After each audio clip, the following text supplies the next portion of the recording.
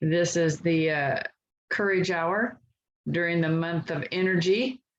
So I'm happy to be here with you this morning and have a little time to mastermind. We've already had a very productive 40 minutes. And so I'm going to open the floor to anyone who wants to ask a question or share an insight about how the energy of courage has moved them forward or given them the courage or permission to say no, to have the courage to care for themselves and create a heart connection with themselves or someone else. So I'm going to open the floor to see who would like to share. Becky has her hand up. I have my hand up.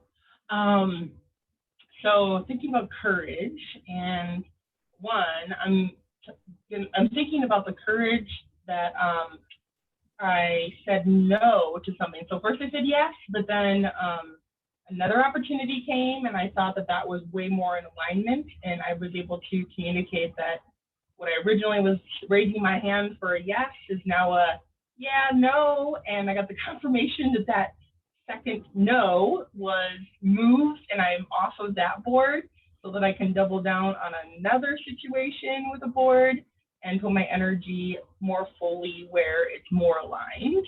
So the courage to say no after I already had said yes. And then the confirmation that came through yesterday for that no, that was meant for someone else. I love that. I love that. Thank you for sharing that, because I think it takes courage to say no to start with, but it takes courage to listen to your intuition, recognize the misalignment, and then go back and have the courage to say, no, that's not what's going to support me right now. And that's space for someone else. And then move on to your space. Wow. Huge acknowledgement, young lady. Huge acknowledgement. Yay. Kelly. In my reading today, because I was catching up on Peaceful Living, so this is May 6th, but it said there is a vitality, a life force, an energy, a quickening that is translated through you into action. And because there is only one of you in all time, this expression is unique. And if you block it, it will never exist through any other medium and will be lost. By Martha Graham. And I really liked that. It made me think about how, like what Sue says all the time. And I liked it so much. I went and I put it on Facebook immediately. And I just loved how, it talked about how we are all individually needed. And if we hold back, or if we don't put, what we are into action, then it's not going to be out there. That energy won't exist. So I really liked that. Yeah, that's exactly what I was thinking, Suze. Yeah. I just turned to that page to go back and read that again. Yeah, that's, yeah. I'm going to resonate on that one a little bit after we get off of here, because that's, I read that, but it didn't make the connection that you just made. And I think that's really awesome. Anybody else?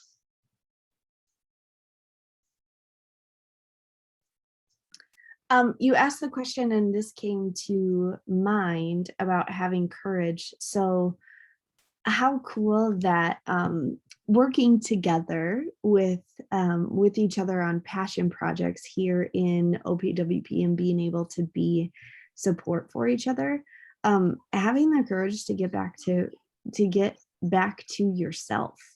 Like Brian and I have been talking about reviving Stroke to Success, and how that is really like Blue Skies will be a passion project and we still will be doing it, but how we will move out of get our own place is through Stroke to Success. And I just wrote down a plan with numbers of how to do that. So like I would do media kits.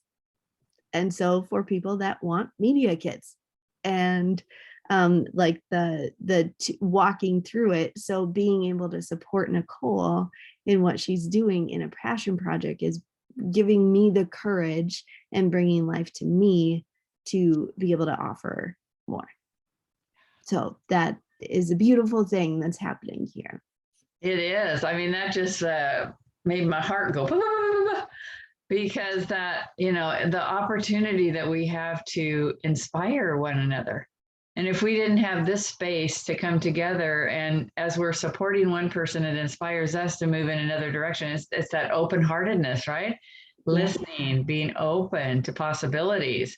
So again, synchronicity. Okay. All right. So I'm going to turn off the recording. To go ahead with our mastermind, we were talking, Angela, about courage, and we had a couple of shares about the courage to say no after you say yes, because the yes was not in alignment with what your intuition was telling you, and the courage to communicate openly and honestly. And so those were some of the things that people shared. So I'm going to open the floor to see if anyone else has something to share about how courage has, that energy of courage has gotten them forward, moving in the right direction or in alignment with their values and purpose. So anyone else want to share?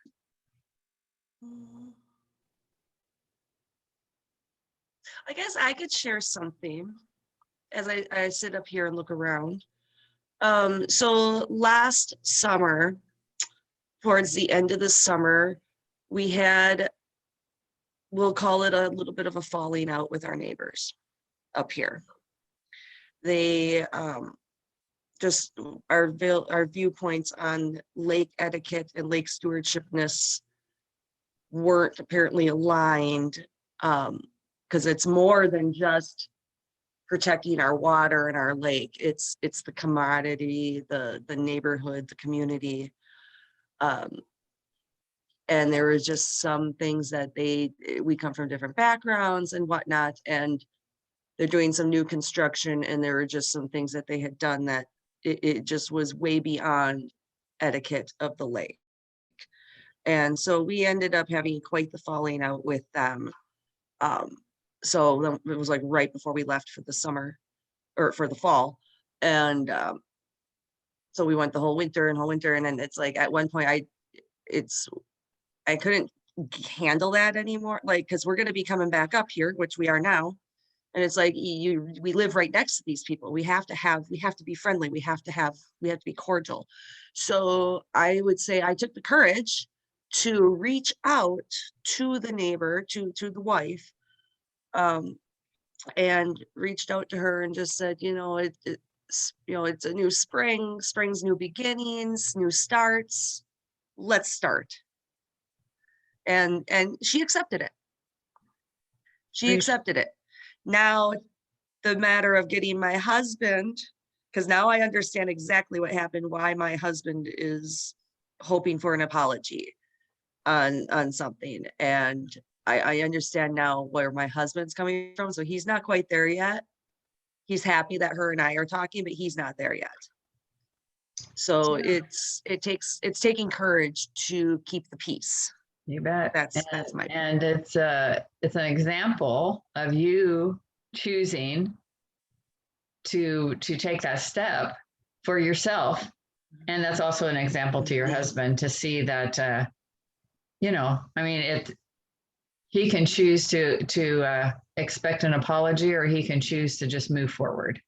And your example. Right. Well, he expects the apology, but he also says, I'm not going to ignore him. I'm not, I'll wave, I'll be cordial, but I'm not going to go out of my way to help or go out of my way to engage. Right. But at least that's his choice. Because I understand where he's coming from. There was a comment of, you're sneaking around, and it's like, no, I'm walking around my own yard and my own property.